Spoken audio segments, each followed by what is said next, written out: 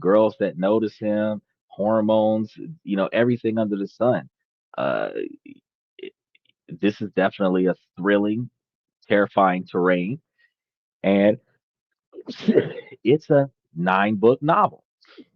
So we're going to be talking about this throughout the week because anybody who's interested in something like this, this is a pretty thick book though. So this guy put a lot of effort into it. I'm looking at almost 400 pages. So this is going to be a heavy read, and I'm going to be reading it, and I'm going to be talking to you guys about it. I'm going to be doing some shorts about it, and every book that comes out about it, I'm going to let you guys know about it. And then as soon as we get a release for the Amazon um, tags for the book, I'll be able to give you a copy of this. Not give you, but show you where to go to get your copy of this because there's an audio file for the book out, and you can pick it up on Amazon. So we'll as soon as I get the links, I'll be giving you guys the links to that. But we'll be talking about it later. Past the first 15 minutes of editing that we do on the show. So if I stop talking about today's topic and pick this book back up again and say, get this book, that's the sound bite. I told the guy, I was like, hey, I'm going to put you up on the live. So I gave him my word, and I'm a man of my word. So, but I also know that the first 15 minutes of the show typically gets edited out. So I want to make sure that like 30 minutes in, I start talking about the book so that he can see I said his book is here, and, and I'm a man of my word. So, beyond that, keep a lookout for the long form videos about it because I'm gonna be doing some post live content about his book. Maybe do some snippets about some of the information that's in his book so that you can kind of get a glimpse of what this book has to offer so that you guys can enjoy the book the way I'm going to enjoy the book. Beyond that, let's go ahead and get things rolling. Uh, if you imagine yourself in a situation where, you're on another date and you find yourself in this is a very common situation where the conversation is a slow, painful crawl through the usual topics: work, weather, what you watched on Netflix last night. Y'all know what it's about. When you get past the first date, because this is another date, how was work? Oh, it's sunny outside. Yeah, we had that bad storm the other day. What's your favorite movie? Oh, I like that movie. You're smiling, you're nodding, but inside you've got that familiar sinking feeling that this is going absolutely nowhere. A lot of people have this experience. You feel like you've done everything right. You've read the books, listened to the podcast, and optimized your dating profile until your thumbs were sore. You keep putting yourself out there only to find yourself sitting across from another person who feels less like a potential partner and more like a stranger you're interviewing for a job that you're not even sure you want. You keep attracting the same emotionally unavailable people, the same lukewarm connections, the same dead end situationships that fizzle out before they ever truly began. And how many times have you scrolled through your contacts looking at a graveyard of conversations that went from exciting to silent in a span of weeks? Some of us, couple days. You know, how many times have you replayed a date in your mind, wondering what did you do wrong? What could you have said differently? How you could have been more charming or interesting, more, enough. The exhaustion is real. The frustration is bone deep. Feels like you're running a marathon with no finish line, and you're starting to wonder if finding a deep, meaningful connection is just not in the cards for you. But what if the problem isn't you? What if the secret to the transforming of your love life to attracting the kind of partner you dream of has almost always had nothing to do with dating at all? What if the solution isn't about changing your profile, but changing your reality? It's about focusing on one single powerful thing that will turn you into a magnet for your ideal partner, making it impossible for them to miss you. It's about purpose. And by the end of tonight's show, you'll understand that a life lived on purpose is the greatest dating advantage that you could ever have. Let's be honest, the modern dating landscape can feel like a disaster because it is. The ones that are not worth dating are flooding the dating pool because the ones that are worth dating are in relationships more often than not, married, widowed after a long marriage. But the ones that spend more time playing the field and enjoying the life of Raleigh, you come across too often. We're told it's a numbers game, especially as men, because we have to get told yes once out of every 500 times that we ask. Ladies, not so much so. We recognize it's a relentless cycle of swiping. And funny thing is that middle-aged women, 35, 40, 45, 50 years old, experience the exact same thing that men experience their entire life is that when you're not as desirable, you're asking hundreds of people and very few say yes. And with this cycle of swiping, matching, messaging, and then being in a situation that leaves most of us feeling emotionally exhausted, ghosted, and more disconnected than ever because when you were communicating, you were in a room by yourself on your phone, responding to all of these people on your phone. And when your thumbs hurt or your battery dies, you look up, you look at the clock, realize that 5 hours have passed, you've accomplished nothing, and you're still alone. That's like the worst part of it. The advice that we get is a confusing cocktail of contradictions. Be yourself, but not too much. Play hard to get, but show you're interested too. Have high standards, but don't be too picky. We're so busy trying to follow the script written by strangers on the internet that we lose the plot of our own lives.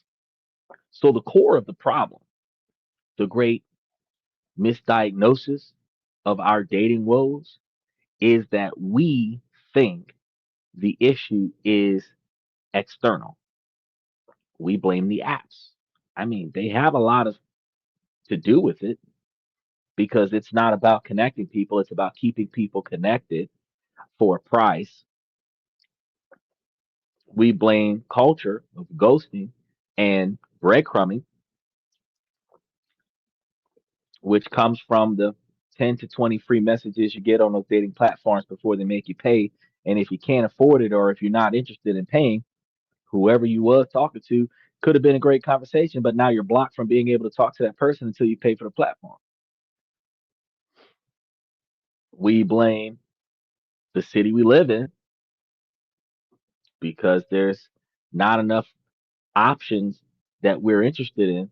Doesn't mean there isn't enough options. There's just not enough options that we're interested in our own neighborhood, and we don't have the desire or the capability to commute to a different location and go look for some individuals long distance. And all of this leads us to convincing ourselves that there are simply no good ones left. There are. There's plenty. Not as many as there are bad ones, but there are plenty. Even here in the United States with 380 something million people, you know, almost half of them are like 51% are women, 49.9 or 49.1% are men. That still means that there's a couple million men in every state. Well, not every state because you got certain populations that are like 300,000, and out of that you might have about 100,000 or 150,000. So let's dim it down a little bit and say that you probably got at least 10 to 15,000, 100,000 men in every state, and you should have about 100,000 women in every state that are in the realm of being single. There are options.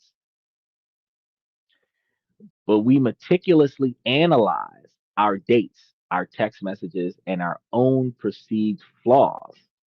And I don't understand how that happens when ladies swear up and down that they're a 10, because if you're perfect, you have no flaws. Yet we're operating under the assumption that if we can just tweak the outside variables, we'll finally crack the code. Yeah, that's like trying to navigate a cross country road trip by endlessly polishing the car and fiddling with the radio without ever once looking at a map. I tell you, Michael says, just to find out she's a male you've been chatting with over the last 6 months. Bro, being catfish is probably one of the worst things about a guy dating online because women got to worry about getting snatched up in a van with no windows. Men got to worry about being catfish because you got three different levels of catfishing going on. You've got the older woman that didn't update her profile photos from when she first activated her account 20 years ago when the internet first came out. You've got the the girl that's not old enough to be on the internet pretending like she's older than what she's supposed to be. Then you've got the overweight guy in the basement of his mom's house or his grandma's house numping on Cheetos and trying to lock you in. All bad scenarios. Oh, wait, there's more. There's a fourth one because you've got the one in the third world country that's trying to rope you into sending them money so that you can swoop in and make your losses on that dating platform or that engagement. All of which are bad for us because we each either catch a case, get rickrolled, or get robbed.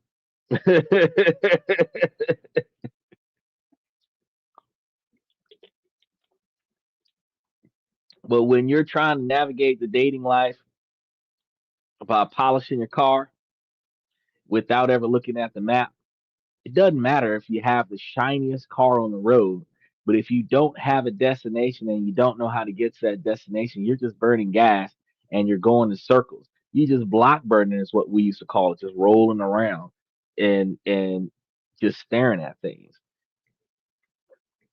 And speaking of, I did tell y'all I was gonna throw it back up because this is past that time when we would do some editing. He talks about the editing, the '80s. Chris Orcutt talks about the '80s a lot in his book. He's got a 9 book series, and it I just got chapter one. I got not chapter one, but book one out of the 9 book series, 386 pages of what life was like back in the 80s. He's talking about his high school days and how he navigated life as a teenager in high school in the 80s. And this takes me back. This takes me back. This is a fantastic book. And as soon as we get the links for this book being sold on Amazon, there's the audio copies for it as well for your Kindle. So we're going to be putting those links up on the show and letting you guys know when to go grab it for the first release. And then we'll be updating you on all of the upcoming releases as they come out over the next 2 years. So he's going to be releasing a book every month or so, every few weeks for the next 2 years for this 9 book series. So hopefully you guys grab yourselves a copy. I did my part. I said I was gonna tell. I told him as soon as I got it, I was gonna put it on a live. The book just came in today, and look, I'm gonna bring it up to the camera so you can see it. Can't say I didn't show you to you. We're gonna be doing some uh, post live videos about the book and some of the stuff that's in the book, so that you guys can get a glimpse of that as we go along over the next few weeks until the release date actually occurs, so that you know where to go get your book. All right, back to the story. Having no destination when you're riding in the car is exactly what you're doing when you're dating without a purpose. So, if you're driving aimlessly, hoping to stumble upon the perfect destination, but instead you just get lost, frustrated, tired, run out of gas. You find yourself in the same situation when you're aimlessly wandering around, just spending all this money on entertaining other people, and then come to find out that you got no money, you're still unsatisfied. The real issue isn't external, it's internal. It's a lack of direction, not a lack of a relationship, but a lack of a strong personal internal compass. When you don't know where you're going in your own life, how can you possibly recognize a compatible travel companion? You can't. Instead, you become a passenger in your own love life. You end up accepting any ride that comes along, hoping it's gonna go somewhere and it's gonna go somewhere good, only to find out that you're dropped off in the middle of nowhere yet again. He said an online book club, interesting concept. Fantastic. I didn't even think about an online book club. We should do that. All right. So that's our mission. Online book club. I was actually talking about an actual author of the book who wrote a series, and he's been writing it for the I think the past 10 or 20 years using a typewriter, no less. He didn't do this on a Word document like I would have did. He did this on a typewriter. I was like, what? And then he published a book. So he did the whole old school method. But yeah, I think fantastic. We should do book club. I gotta squeeze in uh somewhere during the week, in addition to the 7 live shows that I do, uh touching base on book club about that might be the playlist for this one. Book club for this book. So that we can um go through and get a better understanding of what the book. I get a lot of books though. So we got this book, we got the business and finance books like Alice in Crypto Land. We've got um, how to live off of 8% dividends when you retire from Tim Owens. You know, we got a lot of stuff. I get a lot of books. So, but this is a good book because this book took me back. I'm talking about cassette tapes, reel to reel players. I'm talking about 8-track tape players. I'm talking about, black and white TV.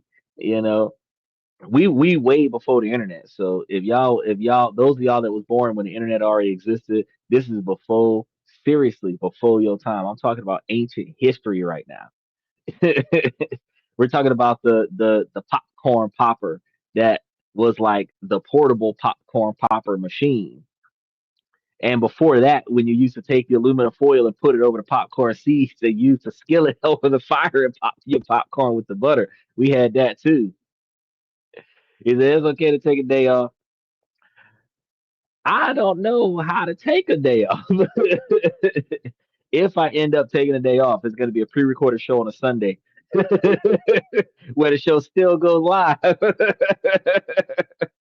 So I stay going live. Oh boy. But likely because I this is part of my purpose because I like educating people and we're talking about finding a purpose. I do this every day because I want to, not because I have to. And I enjoy doing what I'm doing and I enjoy all the things that I learn. The Jiffy Pop, the Jawbreaker, the Fireballs, the Bubble Yum gum. Remember the baseball cards with the chewing gum that came with them? Jacks, Pong. Look now, we pogo sticks before they had helmets on them. A workaholic. Actually, I work a whole lot less now than what I used to, but I have a daytime life and a nighttime life. So essentially a workaholic because even though today is my day off, I have been awake since yesterday. So I was so wired from the stuff that I had to do today that I didn't even have enough. I had too much energy to go to sleep. Like insomnia kicked in and was like, nope, you're not taking a nap before the show. So I was like, well, fuck it, I'll take a nap after the show because I think I had like a 2 or 3 hour nap after my last client before I had to do stuff first thing this morning. And then it was just appointment after appointment, call after call. Then my brother went to the hospital. He had a crash, so I had to deal with that. My sister was frantic. We were doing all kinds of stuff today. So it was a lot of stuff going on. And then after everybody settled down, then I was telling my homeboy about how one of the videos that we posted broke 200,000 views. So we were excited about that. And then after I talked with him, then I talked to my brother because he got out of the hospital. He's doing okay. Got him a few stitches, doing the pirate thing now. And I was like, yeah, I'm gonna go lay down. Shit. And then my dogs are here, and they're like, no, you're not sleeping. Your dogs are at your feet. My dog is right here, looking in my face like, what you doing? You're laying down. And like, we like right here, and I'm looking at him like what you looking at me like this for? What you looking at? It's one of them situations. So never get no sleep. So I was like, I'll do it later. When you have a mental breakdown, don't call me. Well, I think because I talk to you guys a lot about a lot of stuff, I'm able to vent in different ways. So I'm not likely to have a mental breakdown, but I will find myself succumbing to insomnia, and insomnia will lead to exhaustion. And that'll be the day where I sound tired on the podcast. That'll be what happened there. 200,000 views. Which one? The zebra diamond short that I had put up last week, Saturday. Matter of fact. So we had a collaboration that offered me a decent amount of money to post a video for him. I posted the video for him, and lo and behold, because the chick is at the top of the thumbnail, fucking video goes viral. Had a dude on the rest of the videos, and it barely trends. But as soon as I put a chick on one of the videos, some bitch went viral. So I was like, all right, I'll take that. So now I'm like, shoot, I need a female co-host. That way the show goes viral. Because the show would have so many more views that the women would comment. But not very many of them comment. I did get one young lady that was able to tell me that she liked what was going on the channel, but they don't come onto the live and speak their piece. Yeah, I was enjoying it too. But look at the bright side. I'm about 20,000 subscribers away from getting that YouTube button. So in the next 20 days, 22 days, I should be able to order the button. And I would say within the next 3 to 6 weeks, you'll see the button right behind me somewhere. But as soon as I get it, I'll let you know. Back to the main topic though. The lack of internal direction. That's where we were at. The lack of internal directions creates a vacuum that desperately seeks to be filled. And there are a lot of people that will go through life doing that, and it makes it hard to find you a mate. If you are desperate to fill a void in your life, that desperation is seen from the person you're trying to interact with. And they're going to tone you down every time. Doesn't matter if you're a man or a woman. Now, men appreciate a woman showing that she's interested in him because it makes it easier for the man to connect with the woman without catching a case. But women are not okay with a man proactively with his heart on his sleeve because that's too much responsibility, too much commitment. It's overwhelming to them. So, the desperate behavior, not good. They call it being thirsty these days. But you see, I bring a lot of water to the show. Got to stay hydrated. We look to a relationship in this situation to give us a sense of worth, to make us feel complete, to provide the meaning that's missing from our own lives. And we put an impossible burden on the other person, the burden of being our entire source of happiness. And that, my friends, is a recipe for disaster in and of itself. Michael says, I'm a distraction. No, you're not a distraction. You're not a distraction. I actually like the side topics um, more often than not because it helps me get a 2 hour show in. Because I can cover 120 pages worth of information in an hour and 15 minutes. So if you cover 60 pages in 2 hours, at least I'm talking to somebody about something. It's hard to be up here competing against football right now, the president talking right now, CNN News, Fox, NBC, CNBC, everybody talking about the shutdown is still happening. It's hard. Like when we was steamrolling for a while, and then every time something happened in the White House, everybody's turning around and going over there. So we still gonna make it though. We gonna make it, and the reason why we're gonna make it is because we're being seen worldwide. Now, putting all of the pressure on on the other person in your relationship to be your source of everything, it leads to neediness, to settling for less than what you deserve, and to attracting partners who themselves are adrift, similar to you, because people with a strong sense of direction are rarely interested in picking up aimless hitchhikers. You got something to do, somewhere to go, people to see. You are not interested in picking up a complete stranger and taking them wherever they want to go in life. See a hitchhiker walking on the interstate and they're like, "Oh yeah, you just take me to the border." Motherfucker, I was not planning on going to the border. I was planning on going to Walmart. Give me some cheesy poofs. You know what I mean?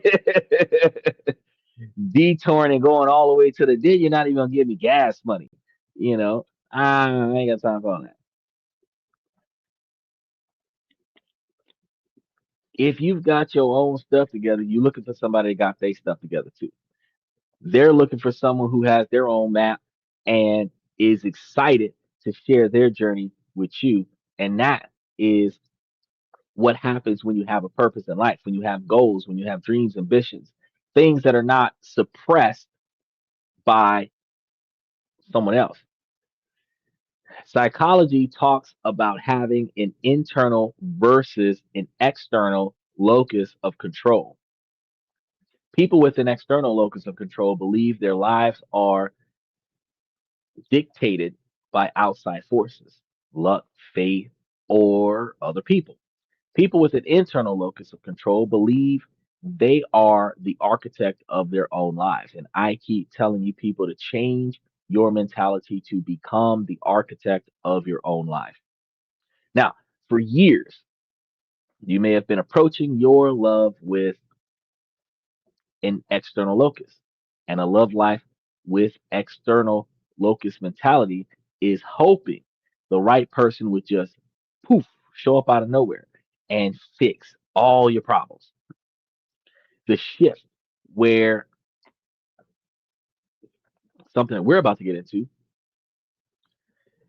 is about reclaiming that control. It's about realizing you aren't waiting for your life to start. You are the one who starts it. And when you do, everything else begins to fall into place. You know how they say, if you build it, they will come? When you make yourself successful, successful people will show up. We don't believe in luck, we create it. I can live with that. I can live with that. I would have said more to the along the lines of I follow high probability.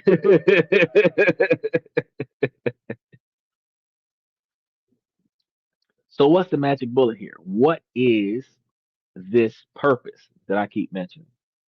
Let's clear something up right away. When I say purpose, I'm not talking about some grand, singular, earth shattering destiny that you have to spend years meditating on a mountaintop under a waterfall in the winter to discover. That is not what I'm talking about. For most of us, purpose is not a lightning bolt from the heavens. In its most practical and powerful form, purpose is the daily intentional commitments to your values, your passions, and your growth. It's the feeling that your life is guided by meaningful goals and a clear direction. It's that why behind your what, the reason you get out of bed in the morning that has nothing to do with anyone else. It could be building a business, mastering a creative skill, dedicating yourself to a cause, finishing college, getting a degree, passing the bar, or simply committing to being more honest, a resilient person, show up on time every day. It is the active, ongoing process of becoming more of yourself. That's what we're going to be trying to accomplish. The purpose pivot is the conscious decision to shift your primary focus from finding a partner to building a life. Now, this doesn't mean that you're going to be shutting out potential positive opportunities. It is more to the magnitude of instead of begging somebody to get to know you, you get to know yourself. And if somebody else likes what they see, they can just hang out there. Because what do you think comes first? Inviting somebody over to spend a night or picking the right house to sleep in so that when you invite somebody, they have a place to sleep. I think if you focus on getting a nice place to sleep, people will want to sleep there. Um, the best special shout out to the best. In order to find love, do I need to be cool? That's a very interesting question. Being quote unquote cool is a subjective observation. Do you need to have some type of charisma, some type of swagger? Um, Everyone has their own way to shine. And even shy people, even introverted people, there's things about them that just makes them the brightest person in the room. Now, while you devalue yourself, the people around you that admire you might actually be about as subconscious as you are, where you're not being rejected by society because people don't approach you. You might be um intimidating to the people who don't feel comfortable with approaching you yet. And that's where crushes come from. But do you have to have this high level of uh magnetism that we would identify as cool where people gravitate around you? Well, social butterflies end up being cool no matter how awkward they are because uh you know one thing that you find as a guy, women travel in groups. So the interesting thing is that if more than one girl likes a guy, more than one extra girl is gonna like that same guy because he's likable, not because he's a good dude. Look at Chris Brown. Um, but you also recognize that in other in other situations, a guy that no girl wants to talk to is going to be shunned by other girls because no girls want to talk to him. He said, "Your words are powerful. Keep on live streaming." My, you got this. Pursue to the end. Well, make sure that you hit that like button, hype the channel, subscribe if you haven't done so already, and enjoy the rest of the show. Because we try to give you guys the information to make yourselves better, help you. Remember that burnout, Michael? I told you, burnout was gonna come.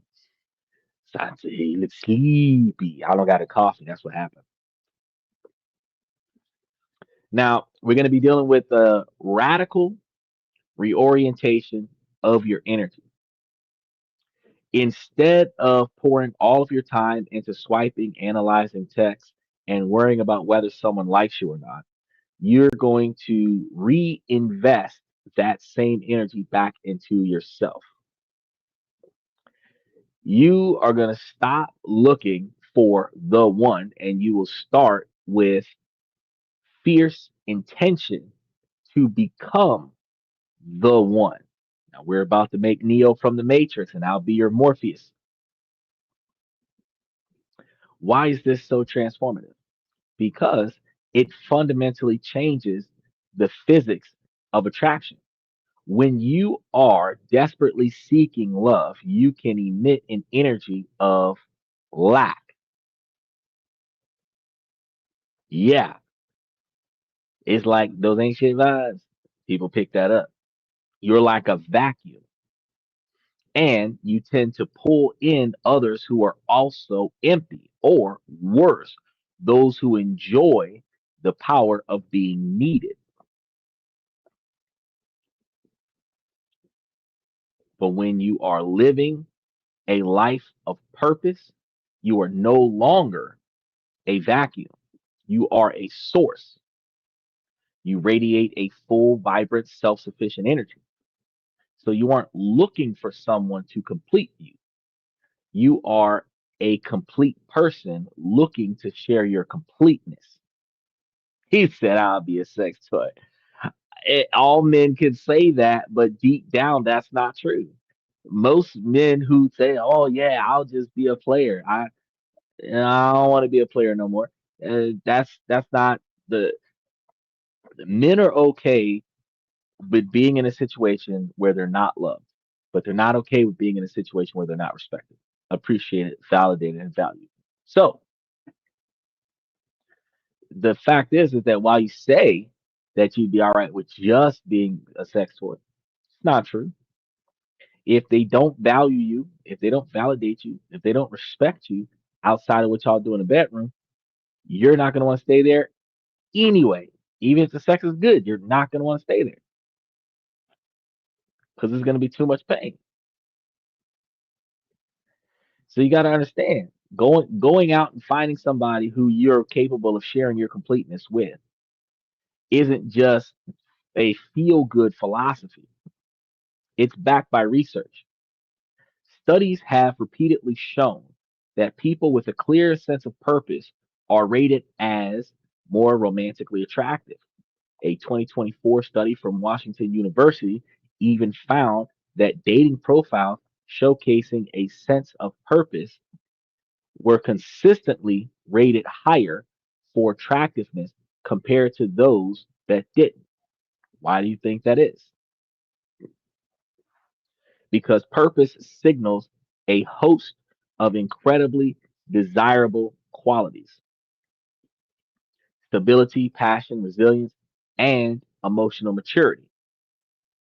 It shows you having in a world that you are the author of, and you being the author of your own compelling narrative makes you more valuable than most. So think about the most interesting, captivating people that you know. Are they defined by their relationship status? Of course not. Are they defined by their passions, their projects, their energy, depending on what they're famous for to begin with? But if they're attractive because they achieved their goals, they broke records, they expanded to new heights, got that partnership gig or whatever the case may be. It's the fact that they didn't give up. They started from the bottom and now they're not at the bottom anymore. That's the difference. Purpose makes you interesting. It gives you a story to tell that isn't about your dating woes. You're not just complaining about your last relationship. You're talking about how awesome life is because you've achieved your goals. It fills your life with meaning and joy that is entirely your own. It is not you enjoying somebody else's happiness, it is you enjoying yourself and your own happiness. And this inner fulfillment is the most attractive quality a person can possess. You become a magnet, not a hunter. The pressure lifts in these situations. Dating stops being a desperate search for validation and becomes a delightful process of discovery. You might find yourself more successful because you're not depending on if they come and if they put in effort to make you happy. You're going to be happy regardless. You're going to go to that date with or without them. The goal is to no longer be chosen and become the chooser. You can only choose wisely when you yourself are whole. This all sounds great in theory, but how do you actually do it? How do you go from feeling lost to living a life of purpose? It's not a single event. In fact, it's a series of conscious choices. So let's break down into four concrete, actionable steps. And this is going to be your blueprint. Step one, define your core values. He said purpose climbing. Purpose climbing, hiking, biking, outdoors, and enjoying paintings. Michael putting his resume out there, y'all. I've got guns, fast cars, animals, and food. And I guess I could throw Netflix and chill up there as well. And when you say Netflix and chill, ain't nobody watching Netflix. Netflix in the background. Before you can build a life of purpose, you need a foundation. So your core values are that foundation. They are the non-negotiable principles that guide your life. They are the answer to the questions. What truly matters to me?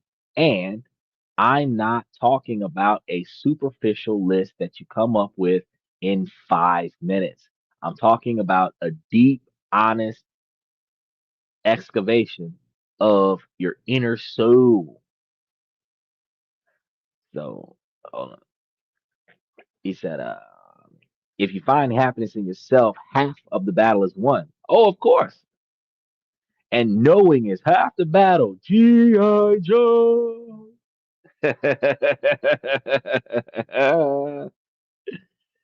Ah, well, every now and again, get a win in.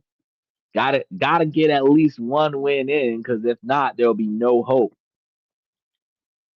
Sometimes I just throw the match for the sake of giving hope. Then I take it away.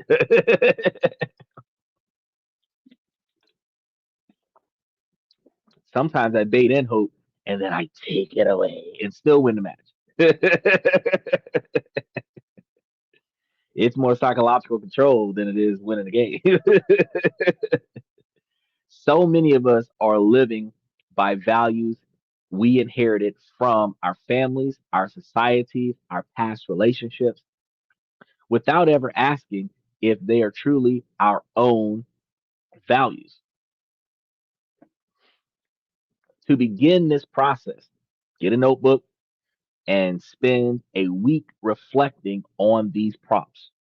Don't rush it though, but just kind of take this stuff down after a while, go back and reflect on it and be like, the fuck was I thinking when I wrote that down? First things first, think about a time you felt incredibly proud of yourself. What were you doing? What qualities were you embodying? Maybe it was when you stood up for something you believed in an appropriate way and you valued the integrity, or when you were there for a friend in need, minimalistically, where your value is compassion. Want to get that stuff down. Second, think about a time you feel angry or resentful. Often, our anger points directly to a value that has been violated. Did you get angry when you saw someone treated unfairly? That points to a value of justice. Did you feel resentful when someone lied. That points to a value of honesty. Third, imagine your ideal life. Don't just focus on the material things. How do you feel? What are you doing every day? Are you creating, learning, connecting deeply with others? The activities and feelings in your ideal life are expressions of your core values. From this reflection, build a list of words like honesty, growth, creativity, stability, adventure, community. And some of y'all could take these words and put them in Chat GTP or Perplexity and draft yourself a bio for a social media platform. And them keywords will trigger a lot of hits. But this is going to be whittling it down after you fill this book up, you whittling it down to your top 5 to 7, the ones that really piss you off or bug you or trigger you the most. Those 5 to 7 are going to be your non-negotiables. These are the filter through which you will now make every decision, especially in your love life. When your values are crystal clear, you stop being attracted to people who are fundamentally incompatible with you, which prevents you from having situations where it doesn't work out. Your values become your built in compatibility detector, saving your immense time, heartache, and lots of money. Second step, reinvest in your passion and your curiosities. Think back to when you were a child. What did you love to do before the world told you what you should be doing?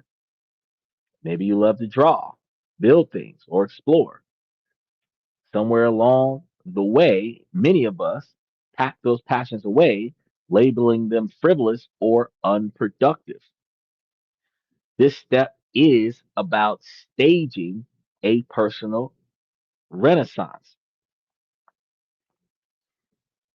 It's about intentionally dedicating time and energy to the hobbies and interests that you've let go dormant. And you're probably going to suck at it when you first start getting back into it because it's been a while since you had it. But eventually, with enough practice, you'll sound just as good as a professional. But this isn't about finding a new side hustle.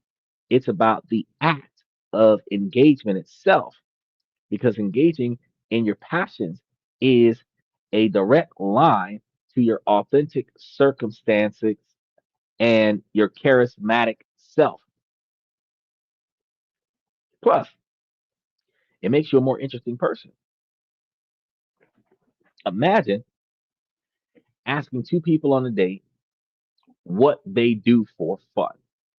A person Like, for example, person A might say, I don't know, watch TV. A person B might say, well, I've been getting really into pottery lately. And on the weekends, I love hiking new trails to practice my amateur photography. Who do you want to have a second date with? The one that's going to lay on the couch and do nothing, or the one that's hiking and taking photos? Pursuing your interests gives you a depth that a life lived only between work and home can never be provided. Make a list of things that you used to love or have always been curious about. Pick one, just one, and schedule it into your calendar as a non negotiable appointment, something that has to happen no matter what. A wonderful side effect is that this naturally expands your social circle. So when you join a hiking group, you meet people who also value nature. You stop having to search for people you have things in common with, and you're suddenly surrounded by them. Step 3, we're almost done, y'all. Pursue meaningful goals. Because while passions are about engagement, a meaningful goal is about the satisfaction of striving and achieving. So it's not just a journey of how to get there, it's the fact that you actually got there. It gives you more life forward momentum. And this is where you channel your values and your passions into a concrete project. Working towards a goal, build something profoundly attractive, self respect. So the goal doesn't have to be a solve world hunger kind of goal. It could be running your first 10K, writing a collection of stories, or organizing your community fundraisers. It could be contributing to this podcast fundraiser. Uh, there's a lot of things that you could put your effort and energy to. The key is that whatever you decide to do is going to light you up. Not like that. It's actually going to give you a brighter light of satisfaction. So while some researchers note that traditional models show men often finding purpose in achievement and women in retaliation, these are just averages, not the rule. So, in fact, both men and women report that setting and achieving goals is vital for a sense of purpose. And the beauty of this step is choosing the goals that is personally significant to you. The process of pursuing a goal teaches you discipline and resilience. With every small step, you send a powerful message to your subconscious that I am capable of doing this. Internal validation is the antidote to seeking it from others. So when you respect yourself, you don't need a partner's approval to feel worthy. Your rejection isn't a verdict on your value, it's just a data point. So people who are actively working towards something are very inspiring. They have a dynamic, future oriented mindset. You're not looking for a partner anymore. You're looking for a co pilot. Ooh, back hurting in this chair. Step four. I don't know how many steps are here, but we're on step four.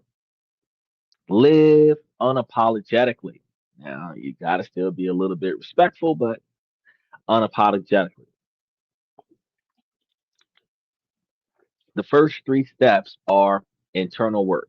The final step is about bringing that internal reality into the external world. It's about becoming so unapologetically you that your ideal partner can't help but find you. Living unapologetically means you stop sanding down your edges to be more palatable. Your embrace, your quirks, your intensity, your unique perspectives, your understanding that your job is not to be liked by everyone. It is about to be adored by the few who meet your expectations first. Now, in practice, this means that setting strong boundaries is going to be a little bit challenging for you to do. Your values, your time, and your energy. So you no longer tolerate people who are flaky or disrespectful. You say no to dates that you're not excited about. It's about means, and it's also about communicating your value and intentions clearly. You're not afraid to have conversations about what you're looking for and what your life is going to be with after you've achieved your life goals, what you're trying to navigate your way there. You share your purpose driven life and see if there's any eyes that lights up. This is how you assess the true compatibility. Finally, oh, good, there's a finally. Finally, since we're living unapologetically, it means being vulnerable. It means showing your true self. crying when you have to cry, let it all out, which is a form of helping you out with therapy. Imperfections and all must be maintained during a transition to me. So you're not performing on a date, you're connecting. And this authenticity is magnetic. It gives the other person permission to be their authentic self too. A word of caution though, the pressure to find your purpose can sometimes lead to purpose anxiety. We're almost there, guys. So let's let that go. Purpose is found in the living of purpose, not the label of purpose. The goal is progress, not perfection. When you live this way, you become a lighthouse, and the right ship will see your light and chart a course for you. I know we've covered a lot, and this is just the journey, not an overnight fix. But starting is the most powerful step. Now, if you start building your lighthouse today, what does the life actually look like on the other side of that particular project pivot?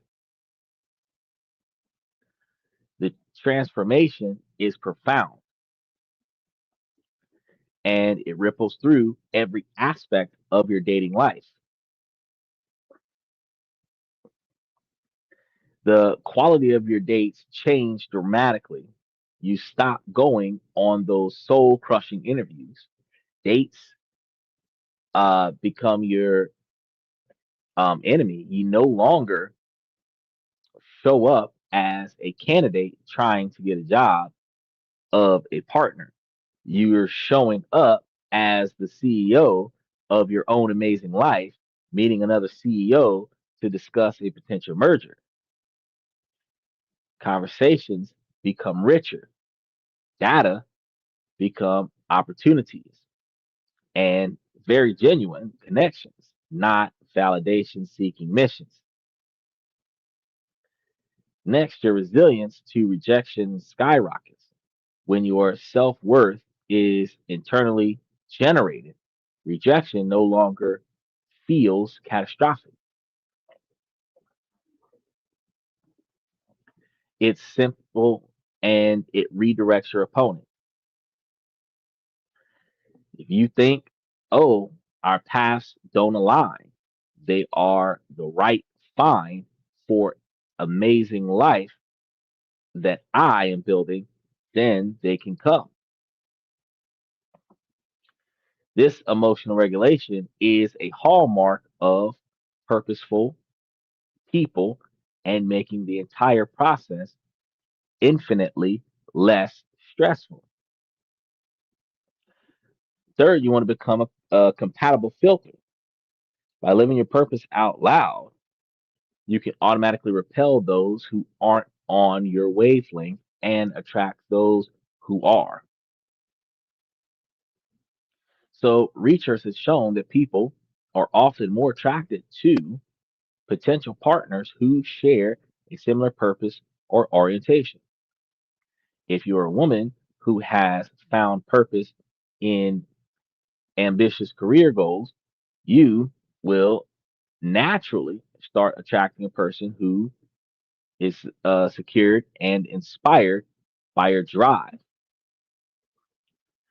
So, if you are a man whose proposed involvement is creating expression and a deep connection, you will attract partners who value those qualities. But the most significant transformation happens when you've actually entered a relationship. A relationship founded on two individuals with a strong sense of purpose is fundamentally healthier and more satisfying than the one being mauled by the lion. This is because the relationship is not the source of each person's happiness, it's an amplifier of the happiness they already have.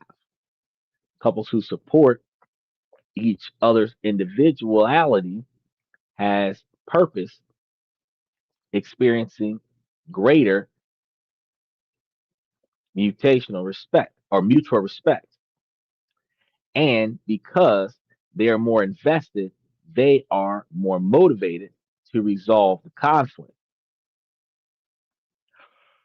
Should have brought Ketchup to the show. Interestingly, these links can be reciprocable. While a person leads to be uh, a relationship outcome, so purpose leads to be a relationship outcome. High quality relationships can, in turn, increase your sense of purpose over time. I mean, you aren't just a partner in life, you are a partner in your purpose. For as long as you've been told that finding love requires you to be a master of some game, to have the perfect profile and say the right thing. That game you can't win because it forces you to look for your values in the eyes of others, and their values are subjective to their past experiences. The most powerful move you can make is to stop playing altogether. So, stop searching, start building. Stop trying to be desirable and start being undeniable. Stop looking for a person to complete you and start building a life that makes you feel whole again. And you want to make sure that you're doing this right now on your own. Not necessarily, you can do it with a friend or a family member, but you want to be consistent to the fact that you're doing it because that's what you're going to do. So even if they don't show up, your workout doesn't get messed up. Shift your focus from exhausting external hunts for a partner to be fulfilling. Internal journeys of living your purpose actually stems from this particular separation action. Now, define your values. If you reconnect with your passions, you can chase a goal that is set for your soul on fire. And then live that truth so loudly and unapologetically that the right person can't help but take notice. When you do this, something magical happens. The anxiety fades, the pressure dissolves, and your love life will not be fixed by a person. The love you find won't be a rescue raft. It will be a celebration of two whole life individuals choosing to sail together. So, here's a question for you. What is one small part of your purpose, one value, one passion, one goal that you are going to commit to focusing on this week?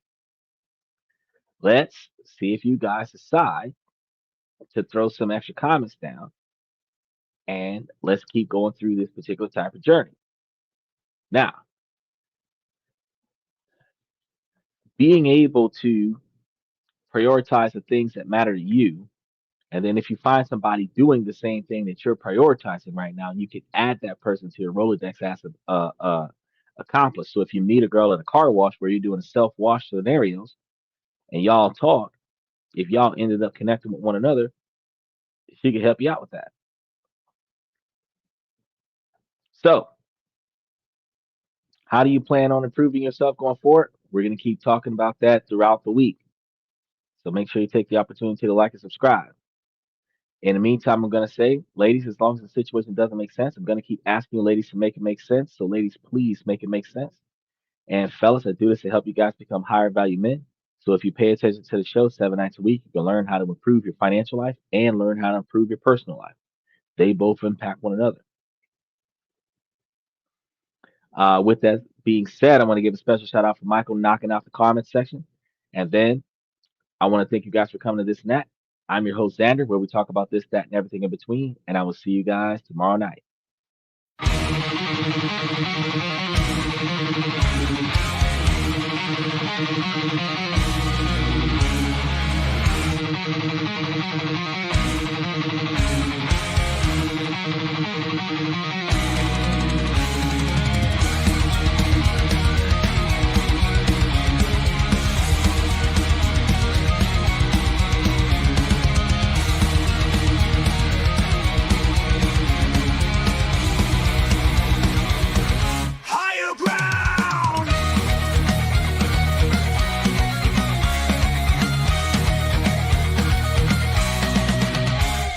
Chase validation, now I validate myself. Building inner strength, putting doubt upon the shelf. No more unnecessary drama, no more wasted time. Climbing higher, constantly making my own climb.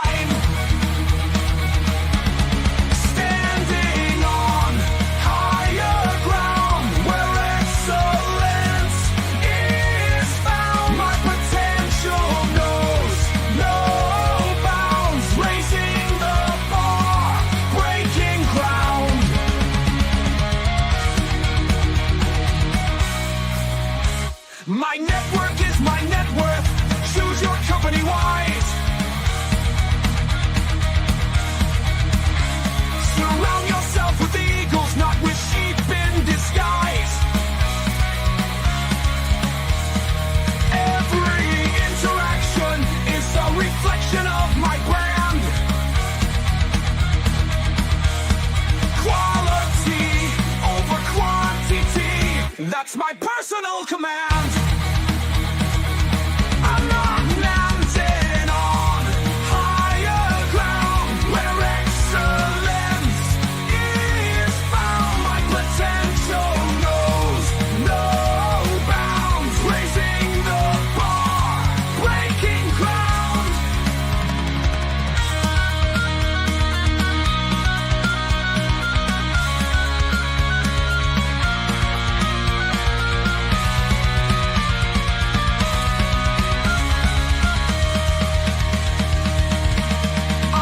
Just living, I'm manifesting my vision, cutting through limitations with surgical precision. My expectations are my compass, my respect is my shield to mediocrity and chaos. I will never yield.